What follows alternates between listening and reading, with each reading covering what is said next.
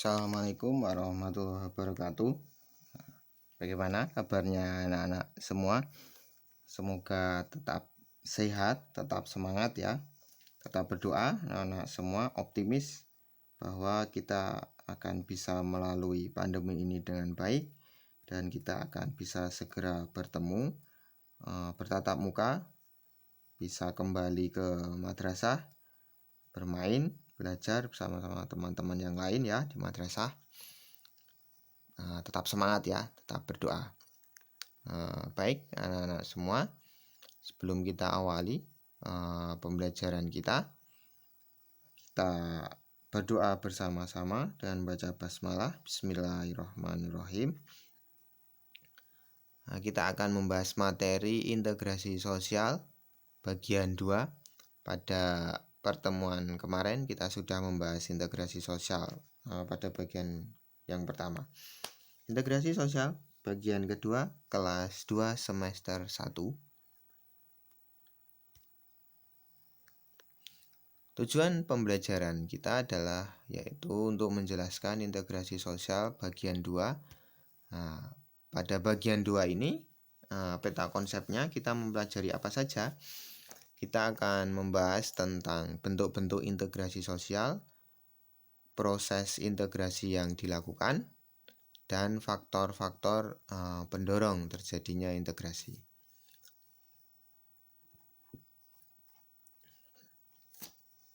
Baik, kita mulai. Yang pertama, bentuk-bentuk integrasi sosial. Bentuk-bentuk itu ada integrasi normatif, koersif, dan fungsional.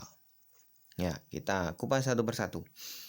Kita mulai yang pertama yaitu integrasi normatif. Integrasi normatif itu integrasi yang terjadi akibat adanya norma-norma yang berlaku di masyarakat. Contohnya itu masyarakat Indonesia dipersatukan dengan semboyan Bhinneka Tunggal Ika. Nah, itu contohnya, itu normatif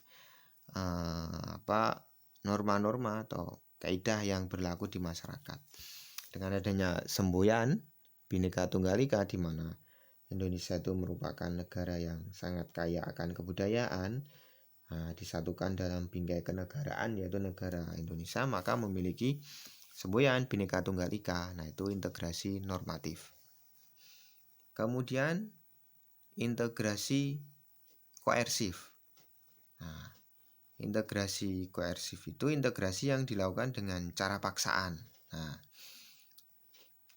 Contohnya ini biasa dilakukan bila diyakini banyaknya akibat negatif jika integrasi tidak dilakukan, atau pihak yang diajak untuk melakukan integrasi sosial itu enggan melakukan atau mencerna integrasi.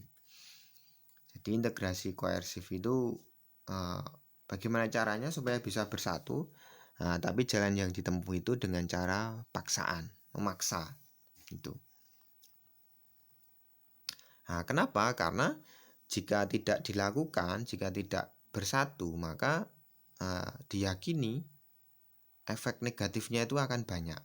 Daripada efek mundurnya lebih banyak daripada kebaikannya. Maka mau nggak mau harus bersatu walaupun caranya adalah dengan memaksa. Itu integrasi koersif.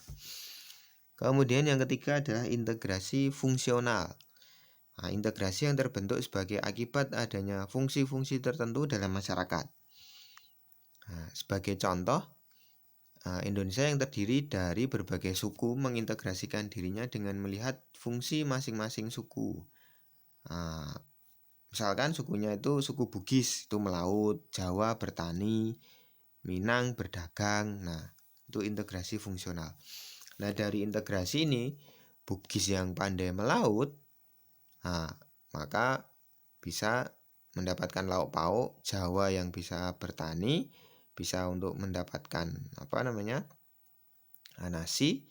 Kemudian nasi dan lauk itu dijual oleh orang Minang. Nah, itu dari kesatuan-kesatuan dari orang Bugis, Jawa, Minang ini bisa melakukan integrasi dalam bentuk hal bisnis misalkan. Nah, itu fungsional. Contohnya. Kemudian materi selanjutnya yaitu kita beranjak ke proses integrasi. Kira-kira sedekat ini ada yang mau ditanyakan anak-anak semua? Seperti biasa, anak-anak bisa menulis komen pada video, atau anak-anak bisa menjabri saya melalui WhatsApp, bebas apapun itu pertanyaan ataupun kesulitan dalam belajar, silahkan hubungi saya, nanti kita akan berdiskusi dan insya Allah semoga bisa mendapatkan solusi yang terbaik. Begitu kira-kira. Kita lanjut ke proses integrasi. Yang dilakukan ada dua hal, yaitu asimilasi dan akulturasi. Apa itu asimilasi? Asimilasi itu bertemunya dua kebudayaan atau lebih yang saling mempengaruhi sehingga memunculkan kebudayaan baru dengan meningkatkan sifat asli tiap-tiap kebudayaan. Asimilasi. Jadi kebudayaan bertemu, saling berpengaruh, kemudian muncul kebudayaan baru. Begitu. Kemudian kalau akulturasi itu proses sosial yang terjadi bila kelompok sosial dengan kebudayaan tertentu dihadapkan pada kebudayaan asing atau baru, sehingga kebudayaan asing atau baru itu diserap, kemudian diterima, lalu diolah dalam kebudayaan sendiri, tetapi tanpa meninggalkan sifat asli kebudayaan penerima. Itu akulturasi. Beda ya, asimilasi memunculkan kebudayaan baru, akulturasi tidak memunculkan atau memicu kebudayaan baru. Nah, gitu. Jadi kebudayaan lama pada akulturasi itu tetap diterima, tetap ada. Nah, kita masuk ke faktor-faktor pendorong integrasi. Apa saja itu? Ada 7 faktor pendorongnya. Ada toleransi. Yang pertama yaitu adanya toleransi terhadap kebudayaan yang berbeda. Nah, itu akan mendorong integrasi. Nah, kemakluman yang tinggi karena ada perbedaan-perbedaan kebudayaan, terus kemudian bisa menyatu. Nah, itu faktor pendorong. Yang kedua, kesempatan yang seimbang. Nah, jadi kesempatan yang seimbang dalam bidang ekonomi. Jadi adanya kesamaan hak dan kewajiban dalam kegiatan ekonomi, ya kan? Misalkan kondisi ekonomi yang sama, tidak gapnya itu tidak terlalu tinggi antara kaya dan miskin. Nah, itu bisa kesempatan yang seimbang, itu faktor pendorong.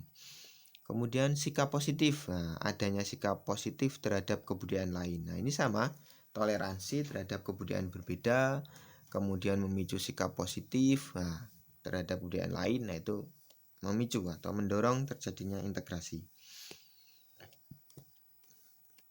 Kemudian sikap terbuka.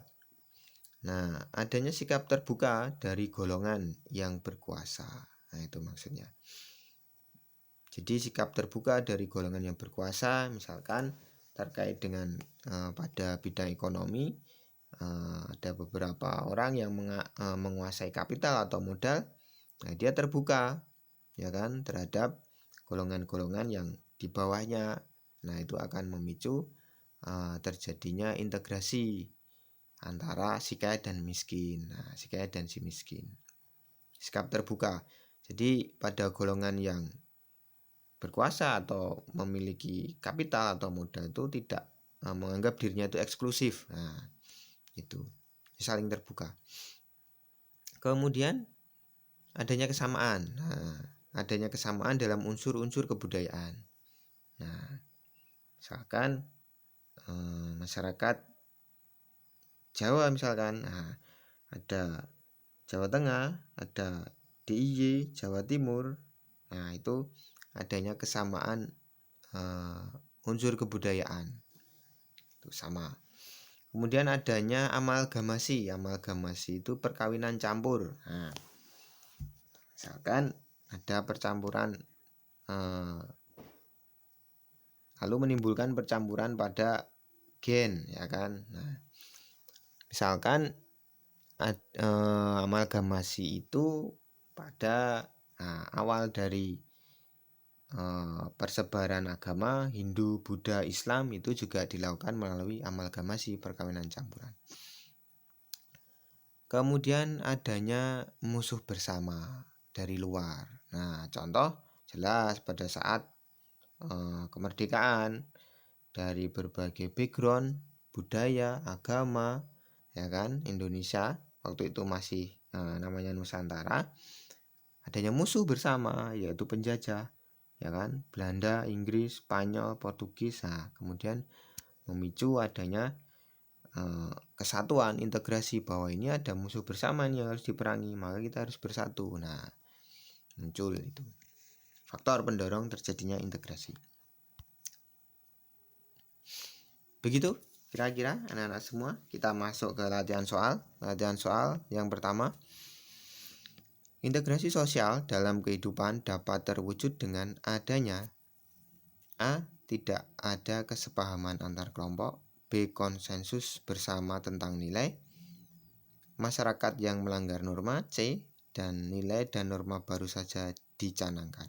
Atau option D. Yang mana kira-kira anak-anak? Dapat terwujud dengan adanya apa? B ya, konsensus bersama tentang nilai. Jadi ada kesepakatan bersama. Nah, itu kemudian dapat terwujud integrasinya. Soal yang kedua, Masjid Agung Demak merupakan hasil integrasi sosial berupa A. Asimilasi, B. Akulturasi, C. Rekonsiliasi, D. Amalgamasi. Mana? Apa? Akulturasi ya. Jadi ya, akulturasi adalah apa tadi? Akulturasi adalah proses sosial yang terjadi bila suatu kelompok sosial dengan kebudayaan tertentu dihadapkan pada kebudayaan asing atau baru, sehingga kebudayaan asing atau baru diserap, diterima, diolah tanpa meninggalkan sifat asli kebudayaan penerima. Atau akulturasi itu ada kesatuan nilai. Nah, dari beberapa nilai, penggabungan nilai. Nah, Masjid Agung Demak ini dari segi arsitek, nah ini terdapat dua kebudayaan, yaitu kebudayaan Islam dan kebudayaan Hindu-Buddha. Nah, di akulturasi. Begitu kira-kira anak-anak semua.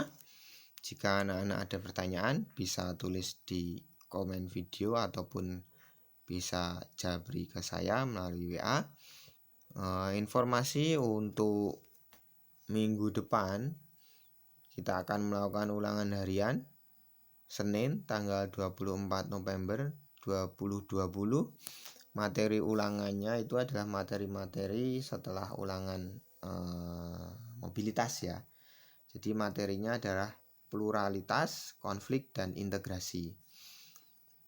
Poinnya ada poin dari ulangan ini adalah jika anak-anak itu mendownload video saya, mendownload, mempelajari, kemudian mendownload juga materi-materi yang sudah tersedia, filenya berbentuk dokumen yang bisa didownload di web anak-anak di e-learning, pasti 10 soal benar semua.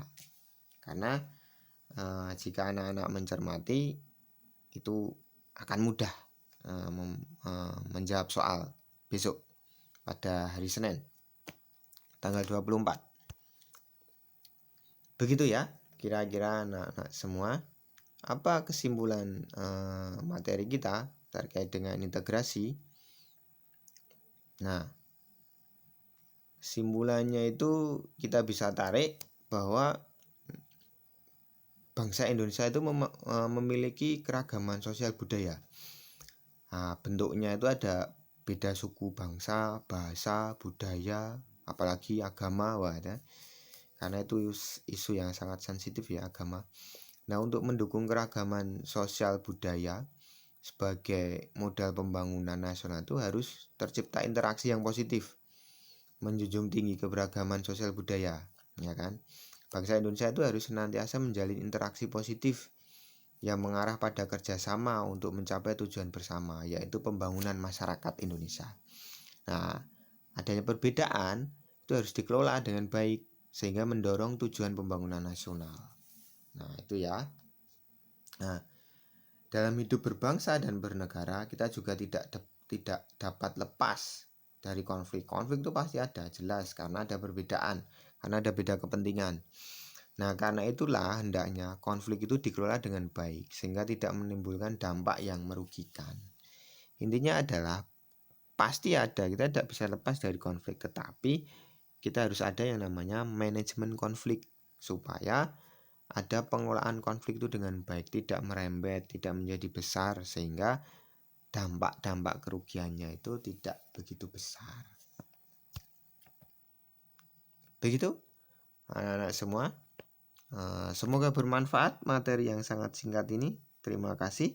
Jika ada pertanyaan bisa komen atau WA. Jangan lupa besok Senin minggu depan tanggal 24 ulangan harian dipersiapkan dengan baik, dan persiapan juga akan ada PAS, penilaian akhir semester. Dibaca-baca semua materinya, jelas PAS penilaian akhir semester. Materinya apa? Jelas, materinya adalah dari awal pertemuan sampai akhir. Jadi materinya materi semester 1. Begitu, dibaca-baca buku paketnya di rumah, atau membaca buku yang lain, literatur yang lain dari internet boleh. Yang terpenting untuk menambah wawasan keilmuannya, sehingga nanti bisa mudah mengerjakan soal-soal PAS. Tetap semangat ya, tetap semangat, tetap melaksanakan hidup sehat dengan mentaati protokol kesehatan, pakai masker, cuci tangan dengan tertib. Kita akhiri. Wabillahi taufiq wal hidayah. Assalamualaikum warahmatullahi wabarakatuh.